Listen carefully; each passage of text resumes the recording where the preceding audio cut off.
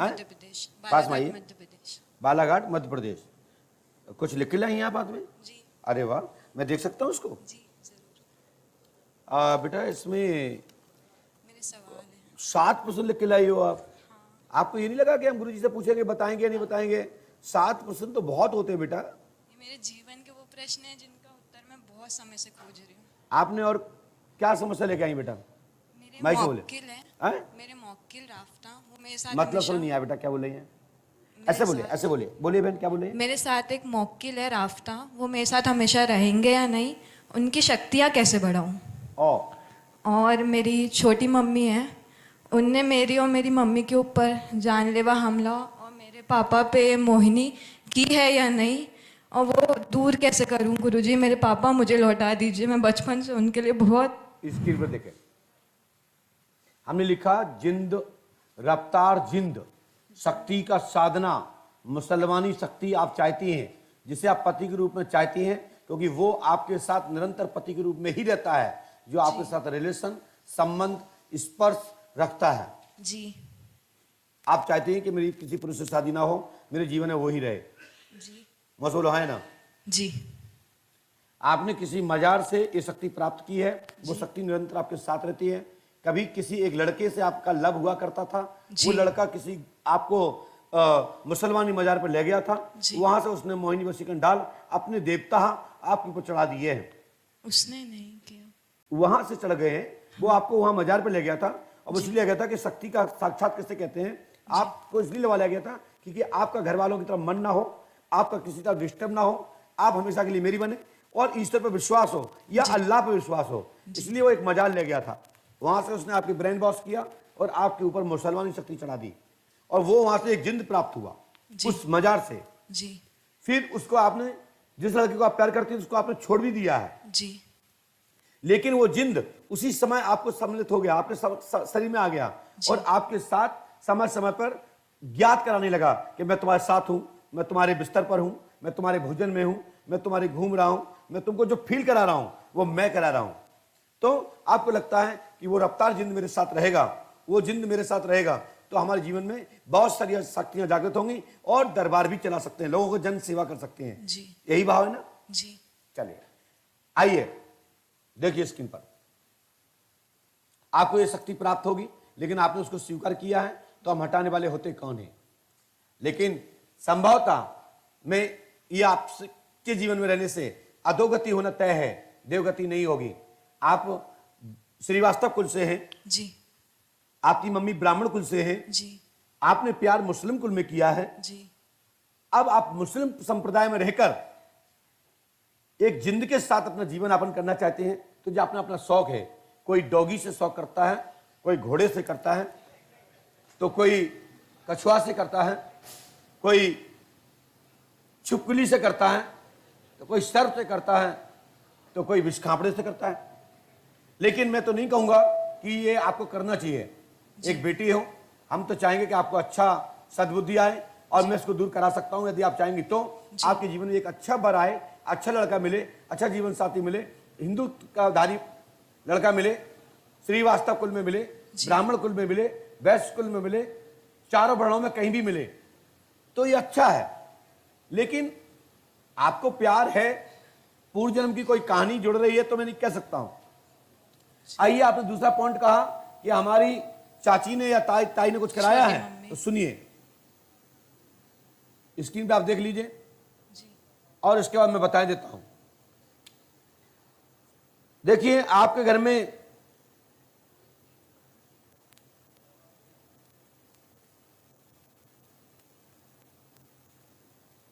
आपकी ताई का नाम क्या है? ज्योति कुमारी गुप्ता। ज्योति गुप्ता। उनके पति का नाम क्या है? अजय कुमार श्रीवास्तव। अजय कुमार श्रीवास्तव। अजय कुमार श्रीवास्तव। भाई साहब खड़े हो जाइए।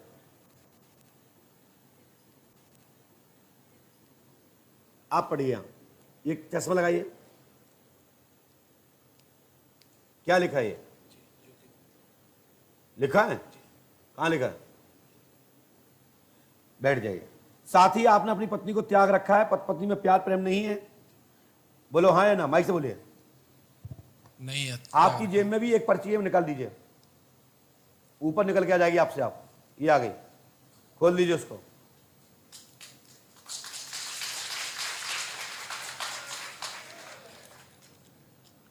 पर्ची दे दीजिए। सबसे पहले आपने 19 तारीख को आपने लास्ट लिख के डेट डाल के आपने एक पर्चा लिखा है, वो दीजिए कहाँ है, जिसमें 19 तारीख का डेट का पर्चा लिखा है।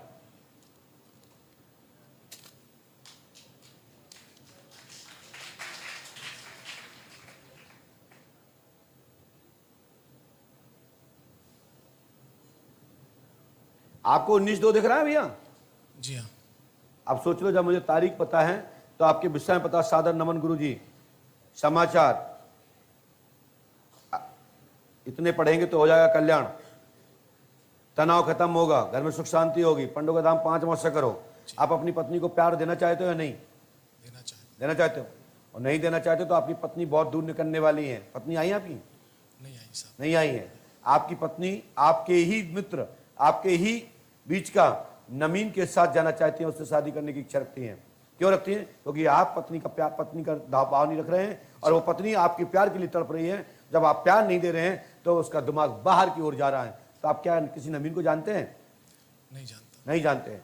गुड़िया जानती है? पूछो। ये जानती है। माइक से बताइए, ये नवीन कौन है? जी जानती हूँ। नवीन कौन है? वो उनके साथ ऑफिस में थे, उनके सीनियर थे मम्मी के। पापा भी जानते हैं। समझ में आई? अभी कुछ नहीं बिगड़ा है। यदि अपनी पत्नी को लेना चाहो तो अभी कैच कर लो, नहीं पत्नी आपसे बहुत दूर निकलने वाली है। नहीं बाद में मत कहना। लेकिन ये लड़की आपको बहुत प्यार करती है, आपके ही लिए जीती है, आपको ही याद रखती है, यहां तक कि मम्मी को भी छोड़ सकती है।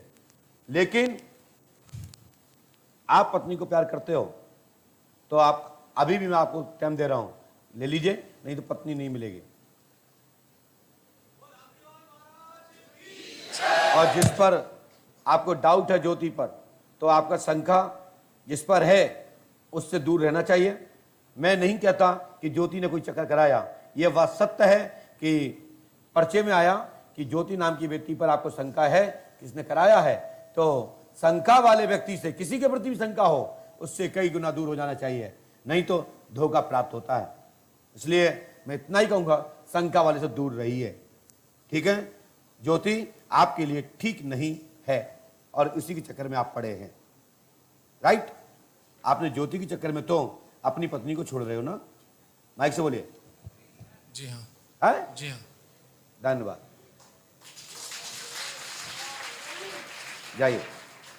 आपका शरीर निरोग रहेगा, धंधा पानी कारोबार उन्नति होगी, कर्ज मर्ज नहीं रहेगा, संपूर्ण परिवार निरोग रहेगा, घर में तनाव नहीं रहेगा। आशीर्वाद है आपके, यही प्रश्न है। जाओ। है?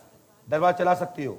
माइक से बोलो। चलाना चाहते हो तो मैं पंडों के शरण में आ जाओ ना, तो ये सब खत्म हो जाएगा। कि जिंद बिंद कहाँ सही नहीं है मेरे लिए। मौकिल सही नहीं है। जो मौखिक नामक जो जिंद है जी सही। देखो, हर शक्ति सही है। 50 भी बताते हैं, 50 भी दरबार चलाते हैं, जिंद भी चलाते हैं, 26 भी चलाते हैं, ब्रह्म राक्षस भी चलाते हैं, ब्रह्म गौड़ भी चलाता है, और देवता भी चलाते हैं, नारसिंह चलाते हैं, बुंदेला चलाते हैं, दूल्हा देव चलाते हैं, हीरा भूमिया चलाते हैं, कारस चलाते हैं, हीरामन चलाते हैं, है ना, नीम वाले चलाते हैं, सब चलाते हैं। और इतने हनुमान जी भी उड़ते होते। रावण जब पुल बांध के राम जी जाते हैं लंका पार करके, सेना जाती है, उते रावण उसमें से चल के आता है, हनुमान जी उड़ के जाते हैं, उते कालनेम भी उड़ के जाता है। तो शक्ति दोनों के पास होती है, बस एक अधोगति वाली होती है, एक देवगति वाली होती है। तो देवगति से आपका कल्याण होगा, अधोगति से तुम नरक में जाओगे। बस जाइए। शक्तियां दोनों हैं, शक्तियां दोनों हैं। जिसको चॉइस, जैसे आपको आदमी लड़का पसंद नहीं है, आपको जिंद से ही शादी करना है, उसी के साथ रहना है, उसी को पत्नी के बन के रहना है, तो नहीं है, मुझे क्या दिक्कत है। लोग तो डॉगी के साथ भी रहते हैं। चलो जाइए। मैं ये नहीं कह रहा हूं, अरे कई लड़का डॉगी के साथ पति पत्नी बन के रहते हैं, कई पति बन के रहते हैं। दुनिया में क्या नहीं चल रहा। ये स्मेल, ये गंदगी, ये दरंगी ना मालूम कहां कहां फैली है। रोज ऐसा कुछ न कुछ यूट्यूब पे देखने को मिल जाता है। मैं नहीं कह रहा हूं, यूट्यूब कह रहा है, गूगल कह रहा है, फलाने व्यक्ति ने कुत्ते से शादी की।